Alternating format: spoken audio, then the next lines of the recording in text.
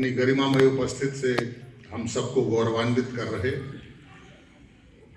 उत्तर प्रदेश के सम्मानित पूर्व उप मुख्यमंत्री, हम सब के संरक्षक और नेता और वर्तमान में माननीय राज्यसभा सदस्य आदरणीय डॉक्टर दिनेश शर्मा जी,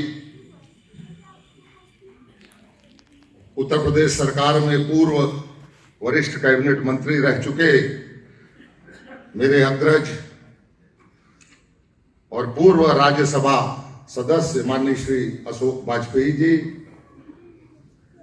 अन्य मंचस्थ विभूतियां, मेरे सम्मुख बैठे हुए आप सभी वरिष्ठ और विशिष्ट महानुभावगण, सभी ज्येष्ठ व श्रेष्ठ सम्मानित अतिथिगण,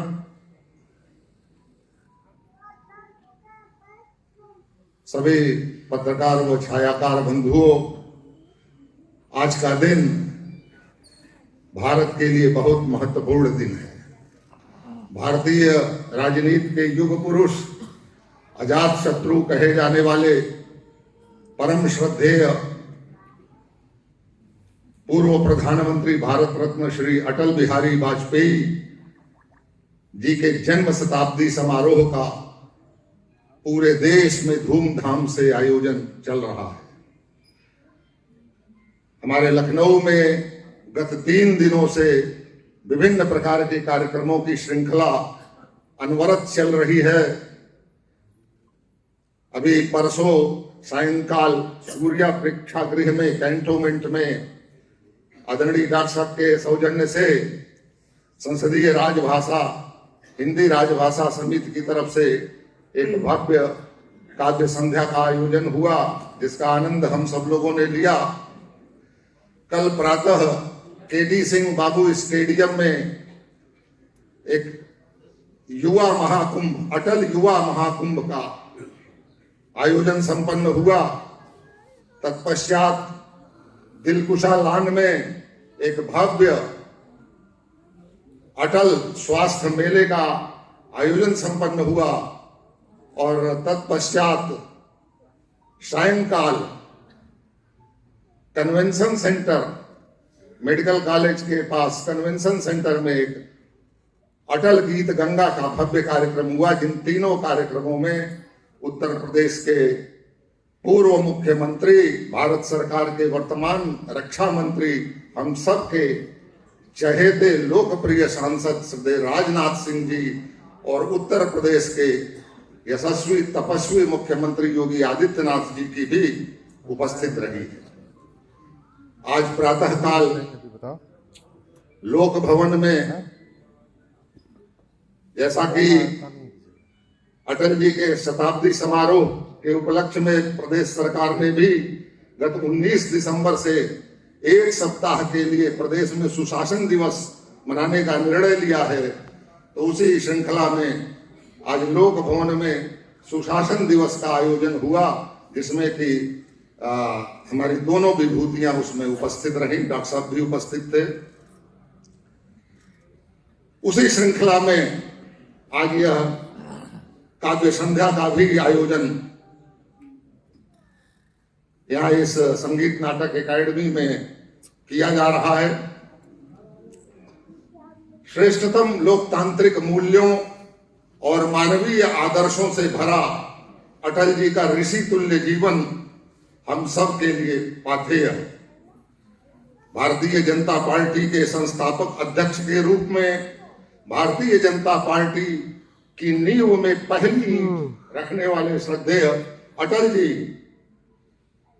के हाथों से रोपित यह बीज, वह बीज आज एक विशाल वटवृक्ष बन चुका है और विशाल वटवृक्ष बन करके कभी अपराजेय समझे जाने वाली कांग्रेस, जो विपक्ष की भूमिका से अपनी यात्रा शुरू करके और आज भारतीय जनता पार्टी कभी अपराजेय समझे जाने वाली कांग्रेस का विकल्प बनकर देश के सामने खड़ी हो गई है, यह इस देश में अटल जी के सुशासन की नीति की देन है कि आज भारतीय जनता पार्टी जन जन की पार्टी बन गई है।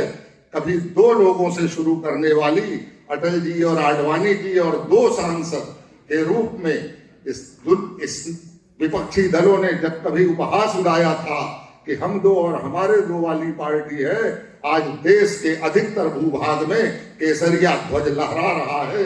यह अटल जी के सुशासन की देन है।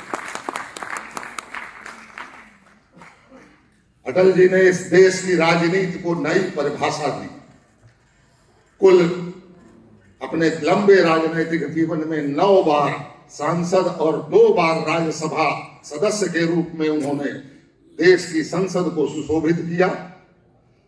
5 बार लखनऊ संसदीय निर्वाचन क्षेत्र से देश की संसद में लखनऊ का प्रतिनिधित्व किया और लखनऊ के सांसद रहते हुए 3 बार देश के प्रधानमंत्री बने और लखनऊ का और पूरे देश का मान बढ़ाया। 1955 में पहली बार जब लखनऊ से चुनाव लड़ने अटल जी आए तो अटल जी चुनाव जीतने में असफल रहे।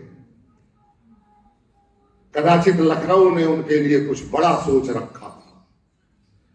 फिर 1957 से बलरामपुर की सीट से संसदीय चुनाव जीतकर अटल जी लोकसभा गए और तब से लगातार 50 वर्षों से भी अधिक लंबा राजनीतिक जीवन उनका रहा। प्रधानमंत्री रहते हुए श्रद्धेय अटल जी ने प्रधानमंत्री के पद को वह गरिमा प्रदान की जिसके लिए यह देश आजादी के बाद से व्याकुल था। उनका पूरा जीवन राजनीतिक शुचिता का एक संपूर्ण अध्याय है। अटल जी ने अपने प्रधानमंत्रित्व काल में, यद्यपि अटल जी का कहना था कि पड़ोसी कभी नहीं बदला जा सकता, दोस्त तो जीवन में बार बार बदले जा सकते हैं, पड़ोसी कभी नहीं बदला जा सकता। किंतु जब पड़ोसी से इस देश की शांति को खतरा पैदा हुआ तो शांति प्रिय स्वभाव के अटल जी ने पोखरण में सफल परमाणु परीक्षण करके देश को परमाणु शक्ति संपन्न देश भी बनाया। शांति के पुजारी अटल जी शत्रु के प्रहार का भी समुचित उत्तर देना जानते थे। जब कारगिल की वादियों को पड़ोस के देश ने अशांति पैदा करने की कोशिश की तो उन बर्फीली चोटियों पर भी अटल जी के निर्देश पर भारत की सेना ने दुश्मन को भारत की सीमा से दूर खदेड़ने का काम किया। यह अटल जी का ही नेतृत्व था कि भारत की शक्ति, दुनिया ने माना कि भारत अपराजेय है, विश्व जानता है भारत का अपराजेय रुधिर है, मेरी मातृभूमि मंदिर है। अटल जी ने इसको इसकी सार्थकता को सिद्ध किया। संयुक्त राष्ट्र में जिनेवा में हिंदी में भाषण देकर अटल जी ने दुनिया में भारत का गौरव बढ़ाया, हिंदी का गौरव बढ़ाने का काम किया। आज ज्यादा कुछ इस अवसर पर ना कहते, चूंकि यह काव्य संध्या है तो अटल जी के ही एक गीत से मैं भी इस काव्य संध्या का आगाज करूंगा कि बाधाएं आती हैं आए, गिरे प्रलय की घोर घटाएं, पांव के नीचे अंगारे, सिर पर बरसें यदि ज्वालाएं, निज हाथों से हंसते हंसते आग लगाकर जलना होगा, कदम मिलाकर चलना होगा, कदम मिलाकर चलना होगा। बहुत बहुत धन्यवाद।